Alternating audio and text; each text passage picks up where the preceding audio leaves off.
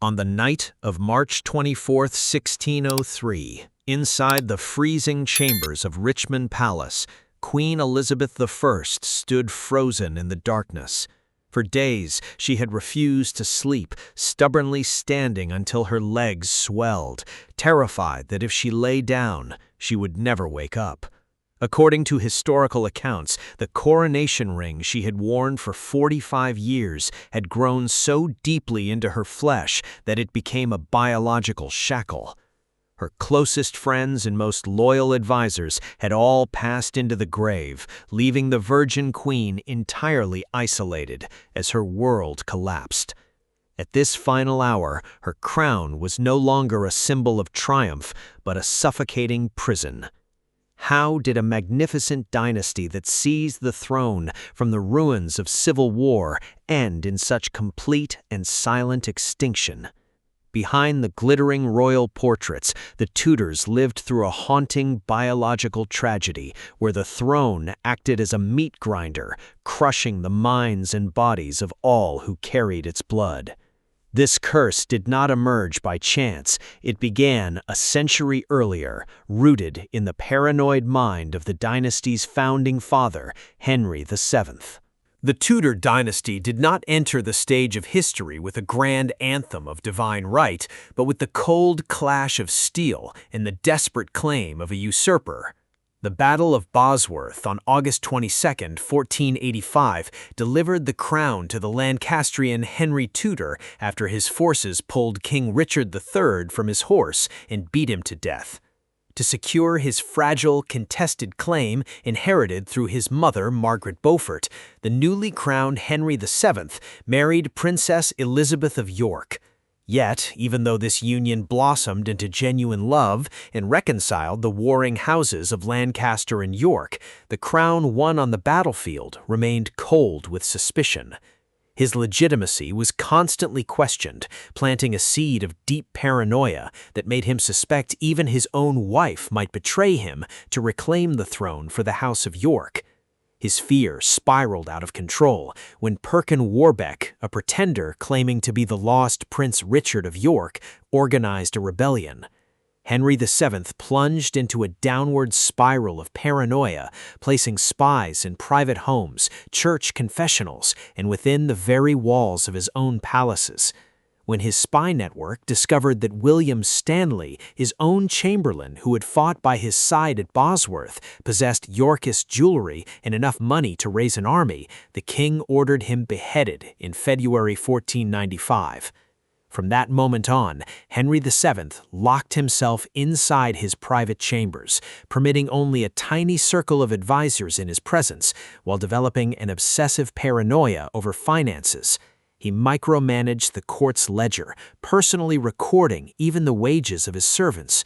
To enforce control through fear, he established the council learned in the law to stretch legal boundaries, fining his subjects for the smallest offenses and leaving them heavily indebted to the crown.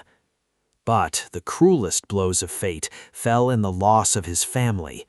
In April 1502, his eldest son and heir, Arthur, succumbed to the sweating sickness, devastating the king personally and politically.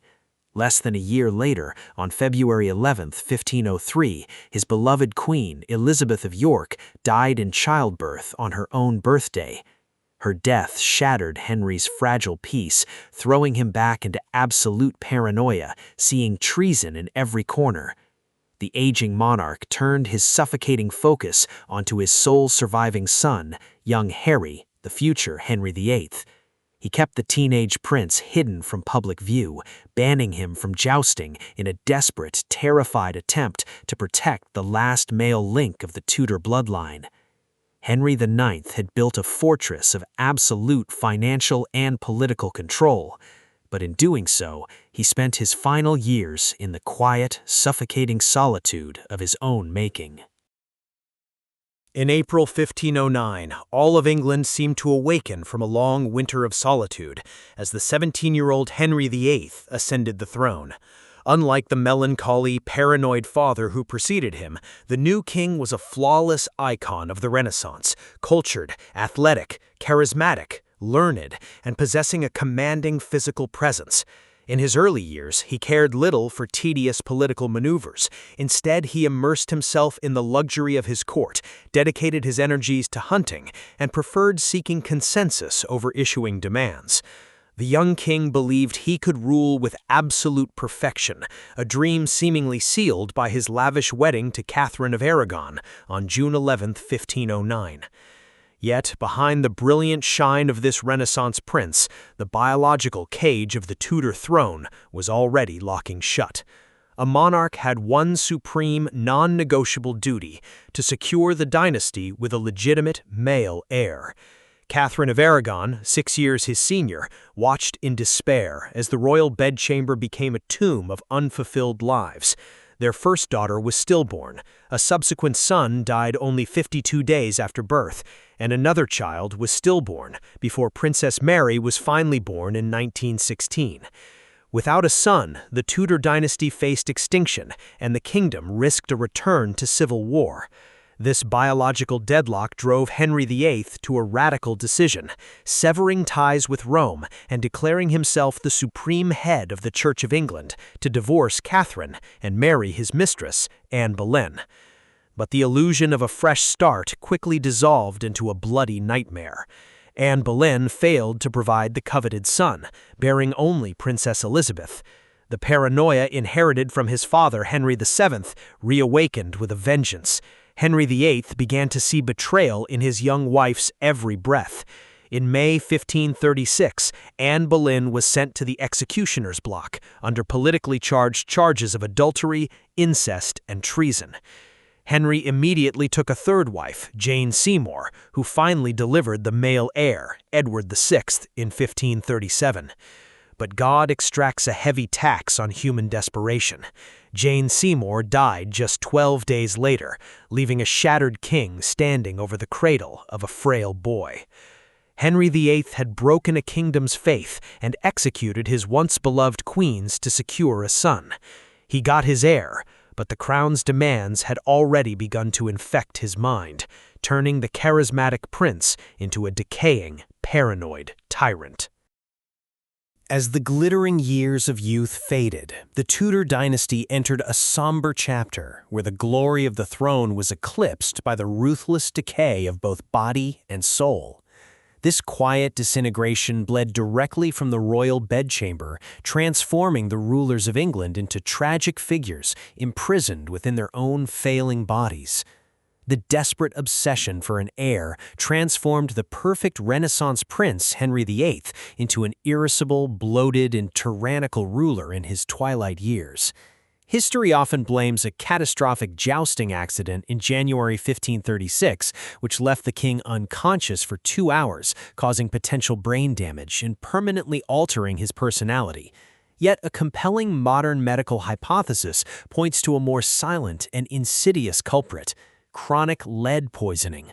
The Sloan MS 1047 prescription ledger, preserved in the British Library, reveals that to treat the chronic weeping leg ulcers that tortured the king for decades, royal physicians repeatedly coated his skin with ointments containing high proportions of lead. Absorbed through the damaged tissue of his open wounds, the toxins slowly entered his bloodstream and ravaged his nervous system, triggering the explosive fits of rage, extreme paranoia, and brutal violence that defined his final years. The physical decay of the father left a fractured inheritance for his only son, Edward VI. Ascending the throne at just 9 years old, this brilliant but fragile boy king never truly ruled in his own name. He was merely a silent political instrument in the hands of ambitious regents, from his uncle Edward Seymour to John Dudley, the Duke of Northumberland. When Edward VI succumbed to illness at age 15, the court plunged into a suffocating succession crisis. Lady Jane Grey, an innocent 16-year-old girl, was pushed onto the throne to rule for a mere 9 days.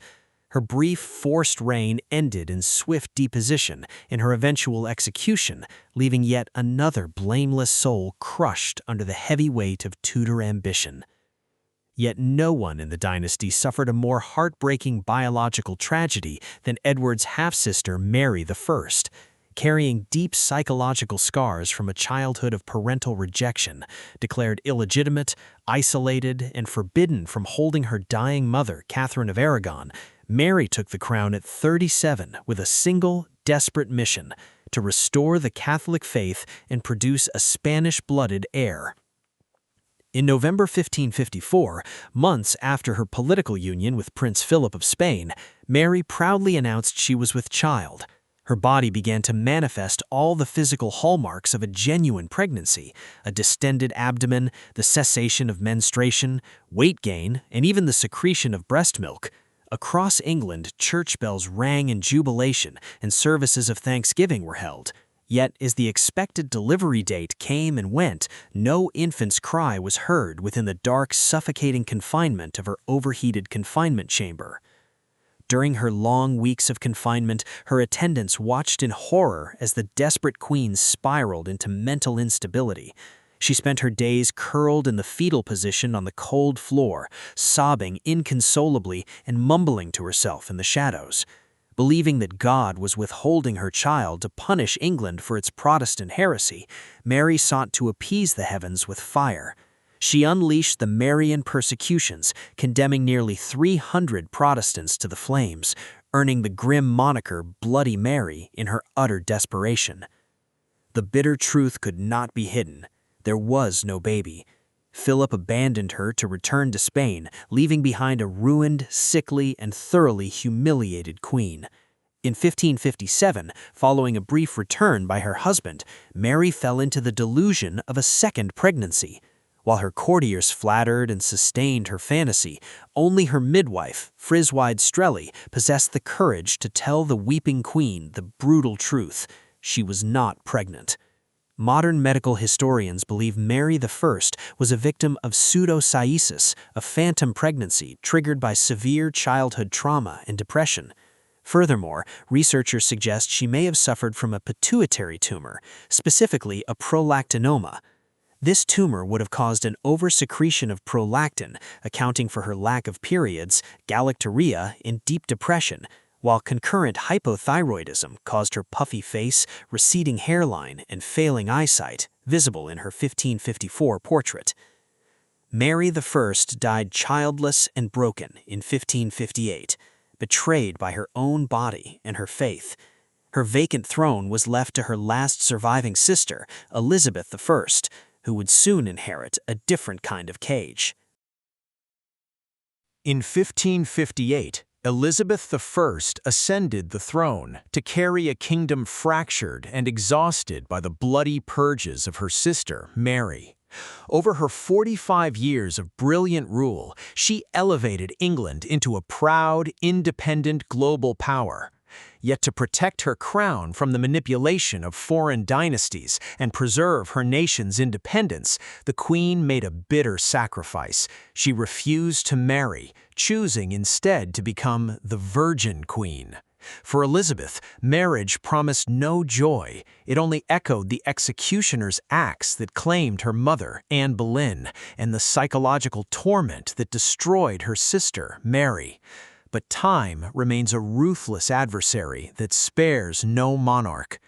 As her reign entered its final chapter, the gold of the Gloriana era began to crack under the weight of decay and absolute isolation. To maintain her image of eternal majesty, the queen caked her face in Venetian ceruse, a toxic lead-based makeup, unwittingly turning herself into a lifeless wax figure. But her deepest wound was psychological. One by one, her closest confidants, loyal advisors, and loved ones passed into the grave, leaving Elizabeth standing entirely alone on the cold peak of absolute power. Haunting historical records reveal that during her final days at Richmond Palace, Elizabeth sank into a profound, speechless melancholy, rejecting all medical intervention. She stubbornly refused to lie down on her bed, choosing instead to stand in silence for hours or sit motionless on cushions scattered across the floor. When her physicians finally sought to remove her coronation ring, they discovered that the golden band, the very symbol of her lifelong marriage to England, had grown so deeply into her flesh that it had become an inseparable biological shackle. On March 24, 1603, Elizabeth I drew her final breath at the age of 69. To this day, the true cause of her death remains shrouded in mystery. Modern historians and medical experts continue to debate several hypotheses. Did she succumb to a severe throat abscess, pneumonia, a strep infection, terminal cancer, or did the toxic lead makeup silently poison her blood over decades of vanity? With her passing, the Tudor bloodline was extinguished forever.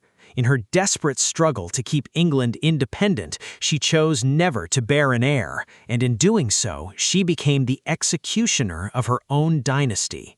The crown of England was passed to James VI of Scotland, the descendant of the very Stuart line the Tudors had spent a century trying to suppress.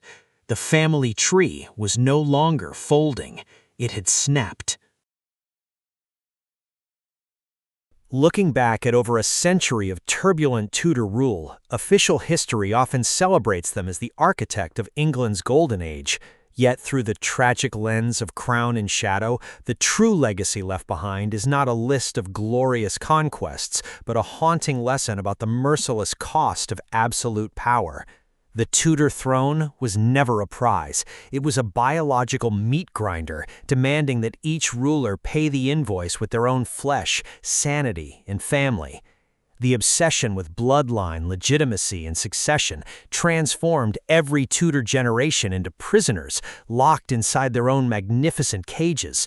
Henry VII sought to protect his crown through a sprawling spy network and extreme financial control, only to die in a downward spiral of paranoia and isolation. His son, Henry VIII, shattered a nation's faith and executed the queens he once loved just to secure a male heir, only to spend his final years physically decaying, poisoned by the very lead-based ointments meant to soothe his legs. Mary I, scarred by a childhood of parental rejection, offered hundreds of her subjects to the flames to beg for a child, only to collapse weeping in a dark room, tormented by phantom pregnancies and a pituitary tumor. And finally, Elizabeth I, the perfect virgin queen, imprisoned her own humanity in lifetime celibacy to keep her kingdom whole, only to die with her coronation ring grown so deeply into her flesh that it became a biological shackle. They stopped at nothing to keep their crown within the family, yet in the end, the absolute power they craved turned inward, poisoning and destroying every child of their lineage from within. The great House of Tudor drained its own bloodline to sustain England, only to vanish into the quiet, suffocating dust of extinction. The most powerful crown in the world could not protect a single one of them. It only made the silence louder.